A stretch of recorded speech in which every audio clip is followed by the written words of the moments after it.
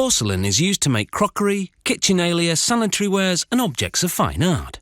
Its resistance to the passage of electricity makes porcelain an excellent insulating material. It's also used in dentistry to make false teeth. Porcelain is often called China, after the country that invented it more than 1,200 years ago. This company makes 40 different porcelain items. It all begins with a sketch of the piece, in this case, a teapot. A master mould of the piece is created, a negative made of plaster. Craftsmen use it to make a production mould.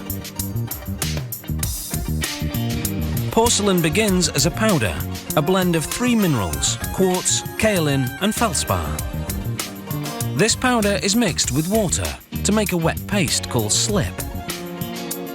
The mould is filled with slip. Within 10 minutes or so, the porous plaster absorbs the water, leaving a crust of hardened slip. The rest is poured out. After another 30 minutes, the crust has hardened further and the mould can be peeled away to give the first glimpse of the teapot.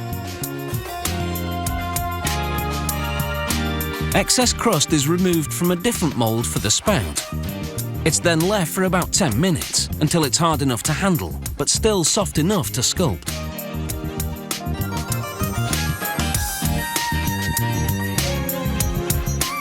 A utility knife is used to open the end of the spout.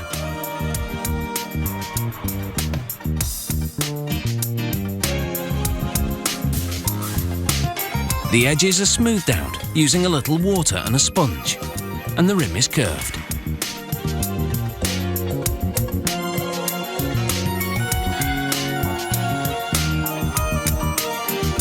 Next, the handle is extracted from a third mould. Then 12 holes are pierced in the spout side of the teapot to filter out the tea leaves during pouring. Some slip is brushed on to attach the spout and the handle. This model has a wedge along the collar to help align the handle correctly. Other designs have small notches instead. More slip is brushed on to ensure the parts will bond. And the surrounding surface is sponged to smooth out the drips. The piece dries for 2 more days before the lines along the handle and under the spout are carved away and the rim is sanded down. Some pieces are made using a pressure casting system. The mould is made of resin and tiny polyester beads that create pores which absorb the water in the slip. After a hydraulic press closes the mould, the machine injects slip into the cavity. 12 minutes later, a craftsman uses a suction plate to remove what will become a serving platter.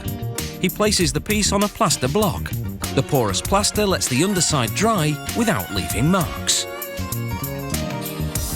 The items are fed into a large kiln which heats up gradually, taking 8 hours to reach a searing 1000 degrees Celsius, and takes 12 more hours to cool down. Firing hardens the porcelain and enables it to better absorb a coat of enamel.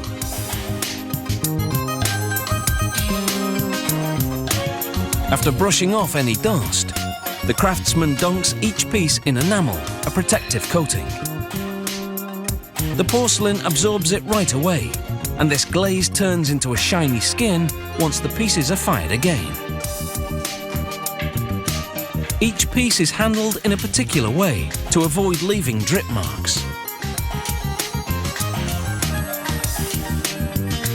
During a second firing, the air in the kiln is carefully controlled to produce a pure white porcelain.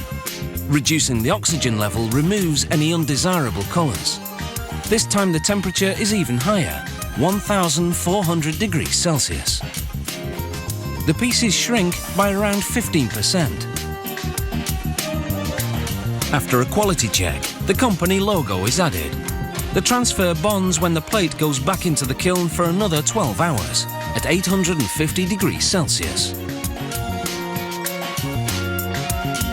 In the end, the porcelain is translucent enough for light to shine right through. Other pieces offer more illustrated displays for a truly fine dining experience. never slow up, no I don't take shit. I got no love for the fakeness. If you wanna play tough and wanna hate this, I'll always show up and make a statement. I don't ever slow up, no I don't take shit. I got no love for the fakeness. If you wanna play tough and wanna hate this, I'll always